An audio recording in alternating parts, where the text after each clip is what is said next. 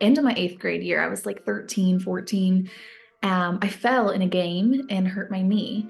Like super random. I literally fell out of nowhere and it kept bothering me. So we went and Damn. got x-rays and they saw at like the top of my knee like this growth or something, and they were like, let's look at that. I don't know what that is. And I ended up having a tumor. Oh, no way. It was like an 8-inch tumor that ate away like my entire femur bone. Crazy. So it was very lucky. We literally say we're like, God like shoved me to the ground and Yeah, because like you wouldn't have discovered that unless that had happened where you'd fallen. exactly. Wow.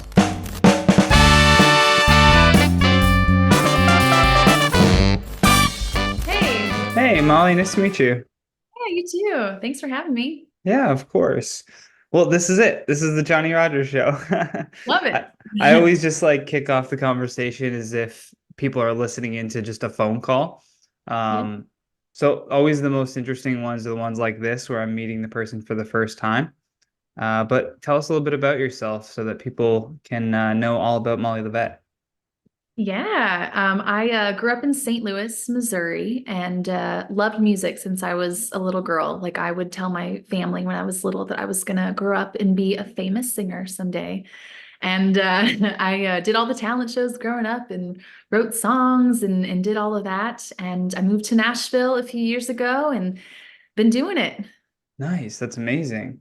What now, for you, was there a moment ever where you had to choose between, you know, doing something that's not music related and then deciding to go all in on music? Like, what was the kind of deciding factor for you?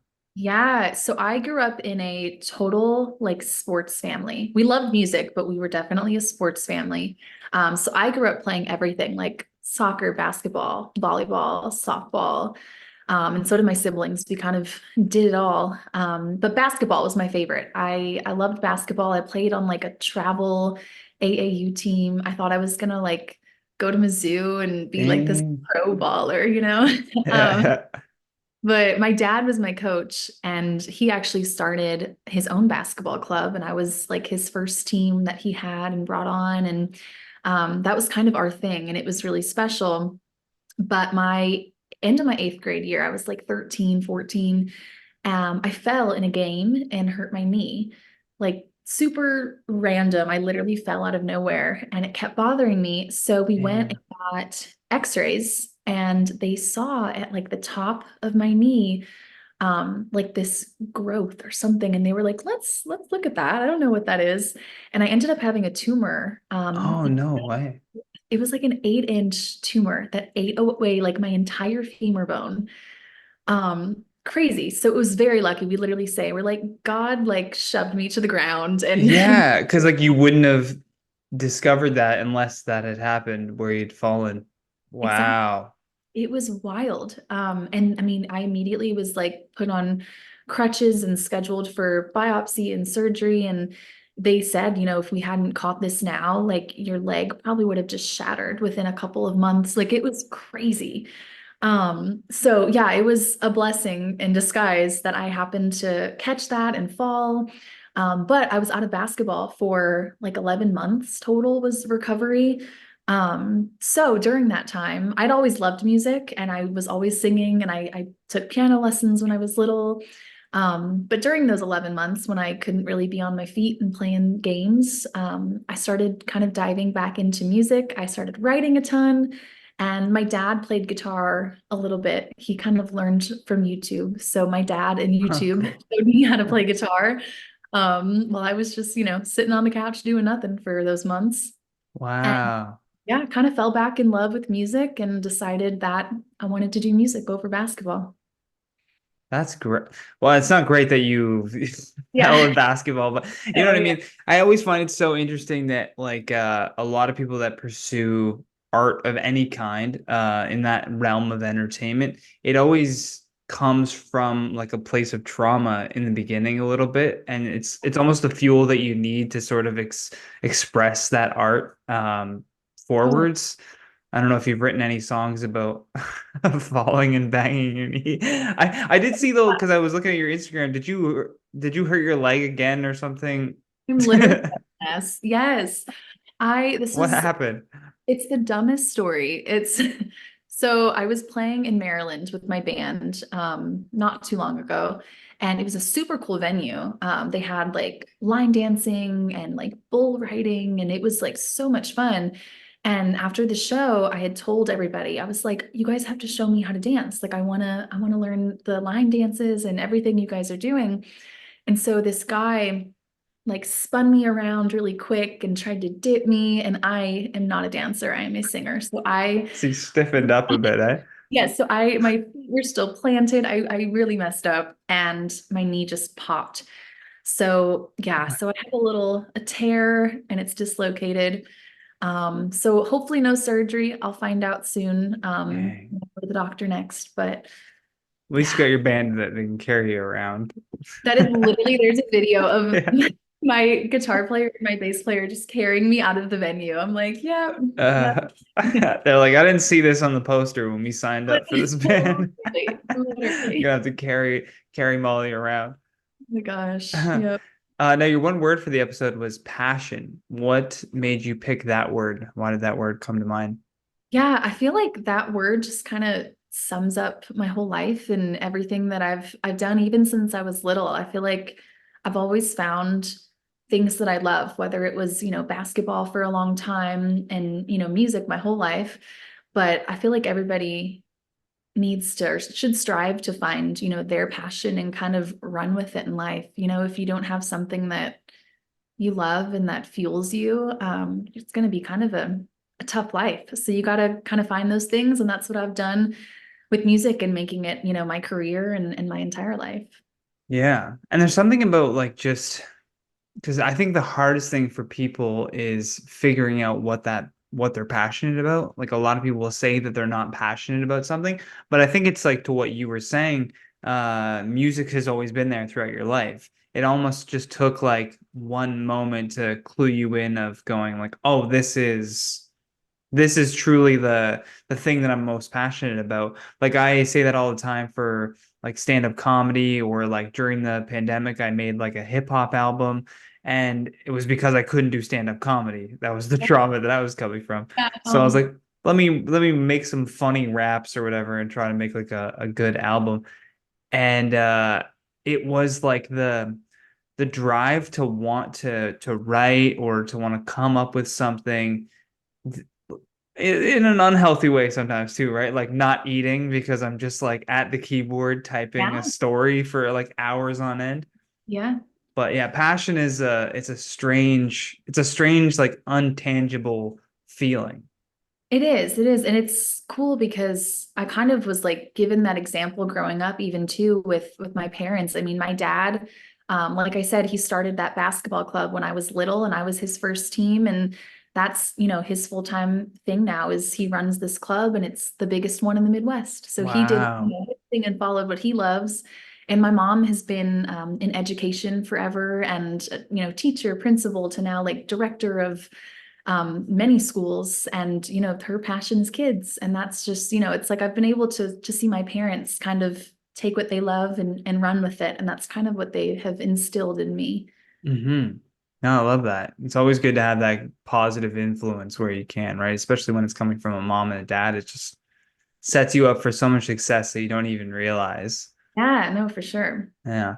Now, your single Clean Break, this is going to come out later in March, I should say, because I always pre-record all of my Okay. episodes. So we're looking at March 15th when this Okay. will come out.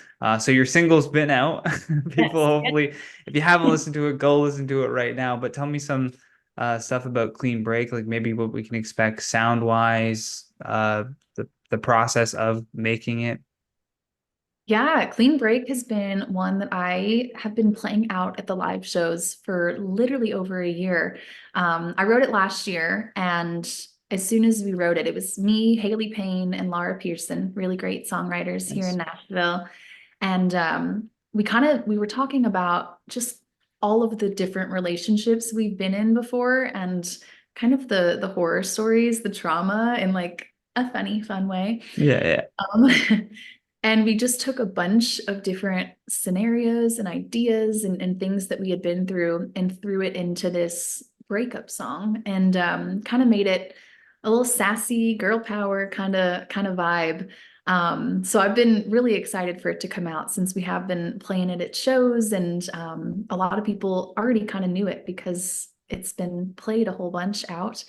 But this was a special one too because I got to have my band play on the record. Brianna Tyson is my producer and she's also in my band. Oh, So that cool. was cool to kind of yeah, do it all with my band family. Yeah. Now, will this be like a single for a potential album? Is that what you're working towards? At this point, I am enjoying just putting out singles. Nice. I always kind of joke until I have a record deal and they want to pay for an album, then I'm gonna keep doing singles. And I really, each song means so much to me, and I want to give it its moment and let it just live on its Yeah. have people enjoy it and get to do, a video for it and all of that. Give it kind of the treatment that it deserves. I don't know if you know of Russ, who's like a hip hop artist, but he actually like I listened to him on a podcast and he was talking about how singles are the way that a lot of artists should go because when you think about putting out an album, most people, let's say they've never heard of you before and they've never seen you live and they come across your album and they decide to listen, they're going to listen to the first song. They might listen to the second song. Like if you don't really get them with that first song, chances are they might not make it to the second, third, or all the way through the album, which is sad because, albums are such a great form of storytelling to listen to it from that first track all the way to that last track, right? To get the full scope of what the artist is trying to put out there. But Yeah, singles, it's like you're just giving it to them one at a time, exactly. like little taste testers. Exactly. Yeah. Yeah. And I mean, I'm even guilty of that. I feel like unless it's like Taylor Swift or somebody who I really love, like I So don't, you're oh excited that she won the Super Bowl? my gosh, literally. Was at a Super Bowl party, had my Taylor merch on. I was ready. That's so funny. Literally that whole game played out like a movie though. They were Yes. just in overtime. They're down by a little bit. There's like 10 seconds left. I was like, Couldn't have Disney written couldn't have that. written this. Yes. Like No, it was wild. It was exactly as I'd hoped. yeah, Yes. yeah, yeah. Perfect fairy tale ending for her. And we were all expecting at the Super Bowl party that he was gonna get down on one knee while he was giving that speech. Yes. We also like Yeah, yeah. screaming, waiting for that. Yeah, I was like, it's probably not gonna happen though. The NFL is probably like, don't do that. I know you're thinking about doing that. Don't do that, Travis. It's been a little too far. Yeah. Yeah, yeah, yeah. You can't let that ego take over the best of you. Right. What are you excited for next? I know you said you're putting out like singles and you're taking your time with each of them, but like, what is the next big goal that you want to accomplish for your career? Yeah, I've been touring a whole bunch. Like this past year and this year even, we've been hitting a ton of different cities across the US. We got to do some shows with Dirk Bentley last year and Priscilla Block. And that's kind of my next big goal is to get on a tour with somebody as an opening act. Nice. Yeah, because it's great getting to go to all these new cities and play these different venues. And we are, reaching a lot of people, and I'm getting to meet so many new friends and fans, and it's been really cool. But being an opener and kind of getting to step into that built-in fan base from somebody Hmm. else is so nice. So I would love, love, love to get to do more of that. Nice. Yeah, touring as an artist is always that's the fun part, right? Getting to visit different places So for much fun. sure. Yeah, Yeah. yeah, yeah. Now, what is your process? Like, obviously, everyone's is different, but like, what is your process for when you're coming up with a single?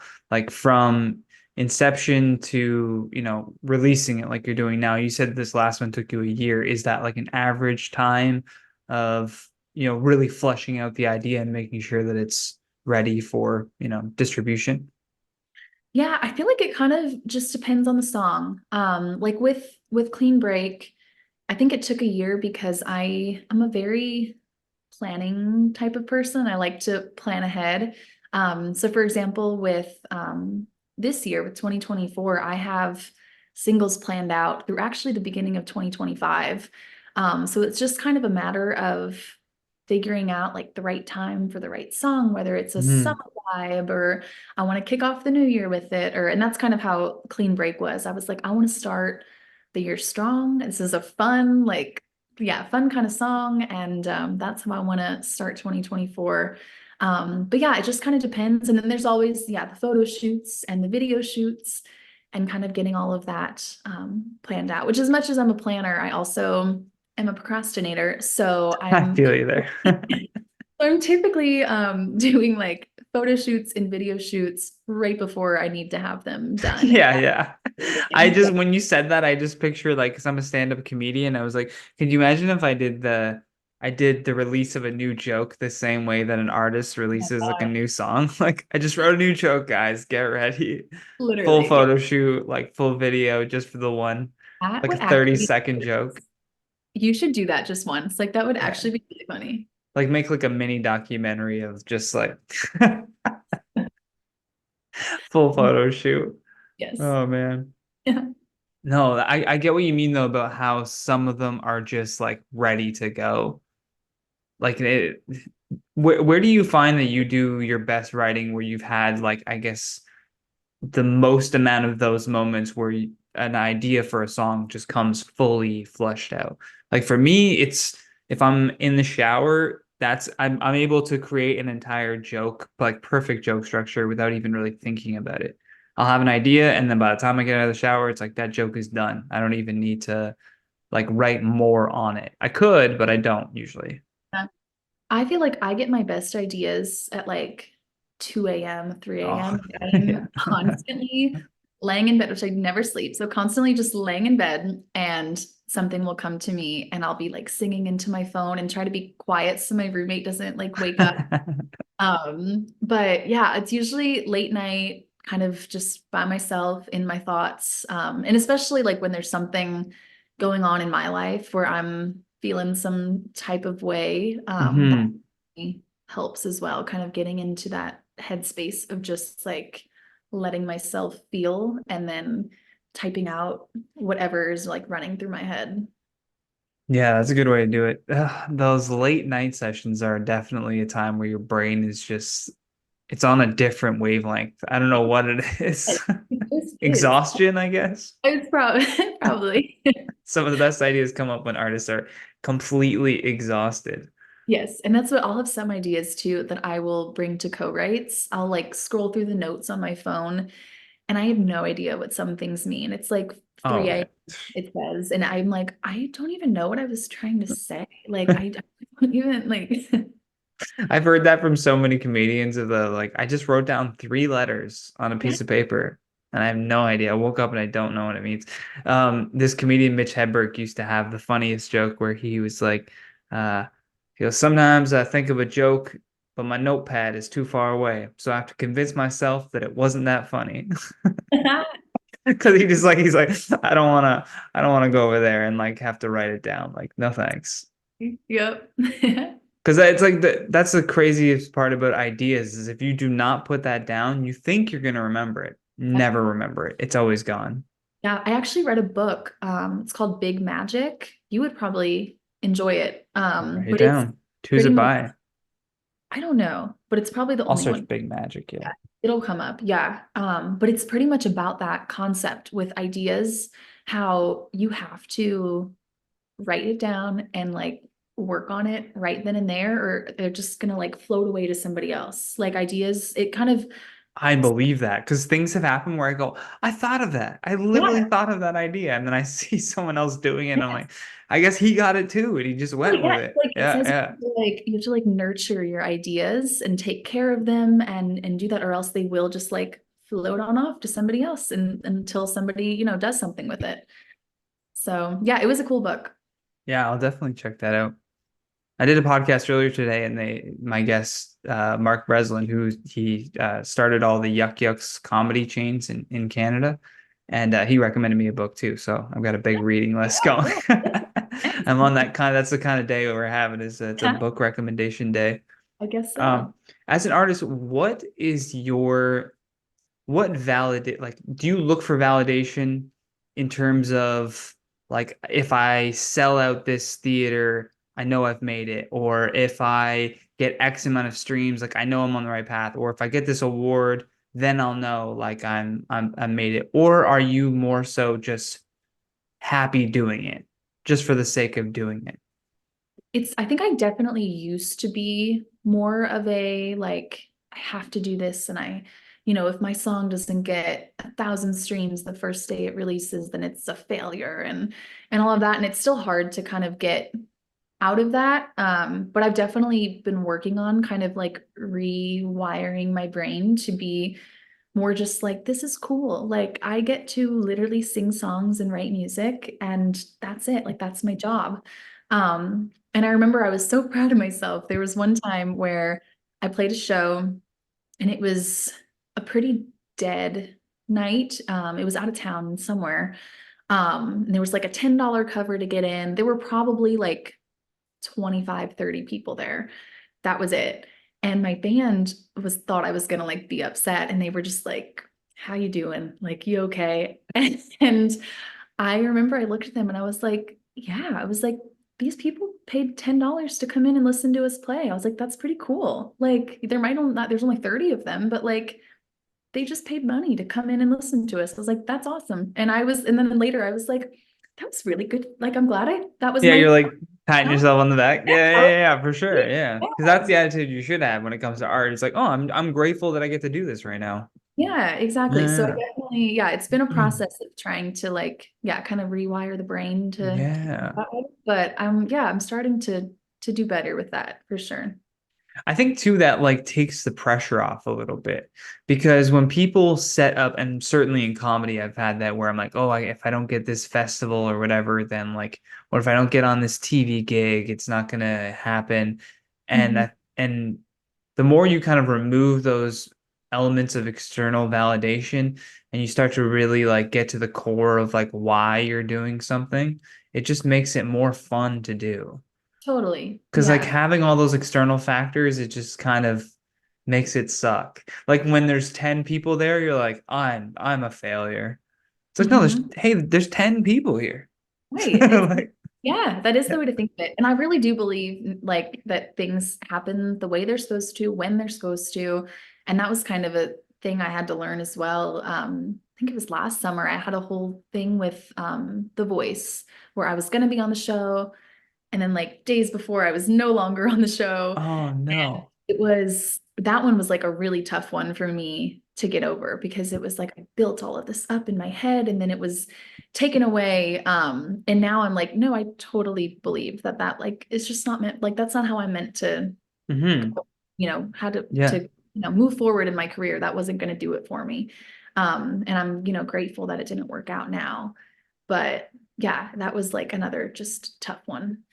And it's that thing too where it's like it'll be there. It's gonna be one of those shows that seemingly is on forever. Like Yeah. they're already back with another season. It's like you can just Yeah. keep throwing your hat in the ring, and if it Yeah. gets in, great, and if not, whatever. I'm just gonna keep doing my thing, right? Yeah, yeah. I Yeah. might have messed that up. I was like so mad that I was just like, nope, I'm good. Don't ever call me again. Thanks. Yeah, you just like burn the bridge Literally, yeah. immediately. We were like, well, next season. I was like, nope, that's all right. There's people like that, like what's his name? Bobby Lee is a comedian. He's big in the like LA scene, and he was on Mad TV back in the day. And he had never done like Just for Laughs, and I think someone they asked him to do Just for Laughs festival in Montreal, and he just like refused. Like he just was like, no, I don't. I wanted to do it when I was a young up and coming comedian, but like now that you're asking me to be on it, I don't want to do it. Oh my And God. it's like that. I'm here for that level of pettiness. So like, I kind of am here for it as well. Yeah. yeah, yeah. You're like, all right, that's how you want to live. Then yeah, go for it. You're like, oh, now you want me. Oh, okay, all right. I see how it is. That's so funny. Yeah, yeah. I think even when I had Jordan Rayner on the podcast, she's like, oh, I remember all the people that said like, I don't get it, or like, you're not gonna go anywhere with this. Like, those people stick in my mind for sure. Yeah, definitely. Yeah, I mean, I think about there are those people that like kind of drive you and it's like, oh, I'm going to prove them wrong. But then there's also all the people that like believe in you that it's like, oh yeah, I want to prove them right. Like I can't Hmm. like things to happen so that I can Yeah, help yeah. That's a those much people. more positive outlook. Yeah, yes. I'm Yeah. with the positivity. But yeah, I am excited because it's like I want to do this for myself because I love it, and for my family because they love it and have been supporting me forever and ever.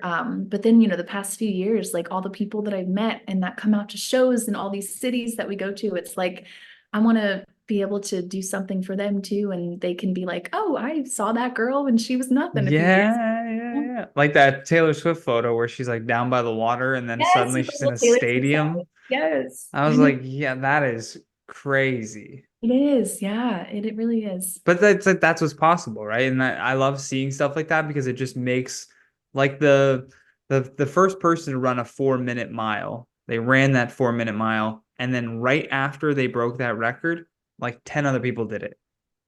Because it's like they made it, they showed you that it was possible. Yeah, And it's like now people can go, it's like you think this is crazy. The next person, the things that they're gonna do, 10 times that.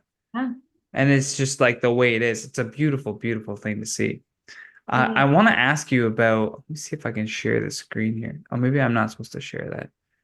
Nicole sent me a little blurb about you, and there was something that stood out to me. You had the Missouri State Governor say, I Yeah, commend Molly for her hard work, passion, and dedication. Her career has inspired many Missourians as she has made an impact both on the national and international level. What did that feel like to have someone, yeah, a politician came out and was like, good job, Molly.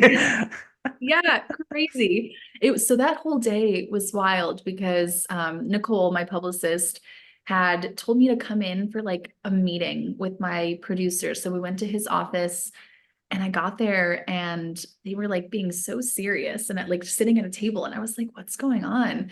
And they presented that to me. And then they had a whole video of like friends and family and colleagues, people in the industry congratulating me. And it was like the sweetest thing ever. Aw. But that was so out of the blue for me. I was just like, how does he know who I am even? Like crazy. And the role model thing was really good to hear because that is what I strive to be for, the girls that are like me, Yeah. young. And because like I said, I mean, I've been wanting to do this since I could talk barely. So and Taylor Swift was definitely my role model. Taylor, Carrie Underwood, those are the people I looked up to and who I wanted to be like when I was little. So yeah, hearing that and his words was very special. Oh, that's great. Yeah. No, there was something else I was going to ask you. I hate that when you have you have a thought right at the tip of my tongue and then it just disappears. Oh, worst interviewer of the world. Yeah. Um, Terrible. yeah, just oh, now I remember. Your song Flower Girl. I Yeah. noticed that there's a Flower Girl song and then there's a wedding version song. So what inspired you to create a wedding version song? Yeah. That was another one of my procrastination things that happened. So we put out Flower Girl over the summer and I love that song and I knew that I wanted to do a music video for it. But the video just kind of took a little longer than anticipated. So the video wasn't going to come out until like October and we had put Flower Girl out in the summer. So I was like, this is so random to kind of just Yeah. put this video out there now. Um, and I had a lot of friends and, fans and people come up at shows and they play it and say that they were going to play this song at their wedding or on TikTok, people being like, oh, I added this for my wedding playlist. And so it just kind of hit me. I was like, oh, let's not make it random anymore and let's make a wedding version of Flower Girl Ah, people who have been, saying they want it for their wedding. Just, another kind of stripped down, got the all the strings and piano and just having, another option for people at their weddings. I So love yeah, that. about the video and then the wedding version. Yeah. It's good SEO as well. People searching Yeah, wedding songs, and then yours right. will hopefully come up in that list. That would be good. Yeah. Yeah. You're like, I'm gonna go back and create wedding version songs of Oh, all of yeah, my every songs. song. Yeah, every song gets a You create an message. album and then a wedding version album, like of the same Literally, thing. literally. That's how you have to do it now. I might have to. That is my Yeah. only love song I have though. So I'm gonna need to write Uh, songs if I'm gonna do that. well, I know you got the skills in you, so. There's always a question that I ask my guests as well is if you could make a phone call to 15-year-old Molly and give her a piece of advice based on what you know now, what do you say? And the reason why I say 15-year-old you is because it's much easier to put yourself in that place and understand like where you were and what you were going through. And it makes the advice, I think, more personalized rather than general. I think I would just tell myself to not think about what everybody else thinks of you and what you're doing, and to just believe in yourself and be strong enough to do your own thing. Especially like 15-year-old me, I was in a not so great high school friend group, and, definitely did not have the confidence to, be able to like go on stage and be, confident in myself and in my music. And I was very, very worried about what everybody thought of me, even when that was around the time that I quit basketball too and started doing Mm, music, and I did theater, and I thought I would be made fun of for doing theater, and I just everything I overthought. And yeah, I think it's so funny now because I really like don't care what people think about me anymore. In a good way. I want people to like me, and I I'm hope that, right there with you. yeah, exactly. I don't want to be an asshole, but I don't care what you think either. Yeah, I'm like, Yeah. yeah, I hope that Yeah. people think I'm a good person is all I really Yeah. care about. But yeah, I definitely, yeah, would just tell myself to be nicer to yourself, and believe that you got it and you're gonna be okay. Right, I love that. Now I'm gonna pull up your social media stuff here for people to follow you. If you're watching on YouTube, thank you. It's at Molly Lovette with two T's. All the links are in the description below, though, if you need quick access to that. Go to mollylovette.com for all the touring dates. Like I said, this is March 15th, so you're looking at the 16th year. You got a ton of dates coming up if people want to see you live and they're in the US. I think I have some US people watching. Hopefully they can come up to you and say like, "Hey, I saw you on the Johnny Rogers show." Yeah, that would be cool. And subscribe to the YouTube page as well because YouTube revenue is always a great side stream of income for artists. Yeah, thank you. Yeah, Molly, thank you so much for making time to come on the show. I really appreciate it. Yeah, thanks for having me. This is great. Yeah, well, I hope you have a great rest of your night. You too. All right, take care. You've been listening to The Johnny Rogers Show. New episodes air every Friday at 8 p.m. Eastern Standard Time.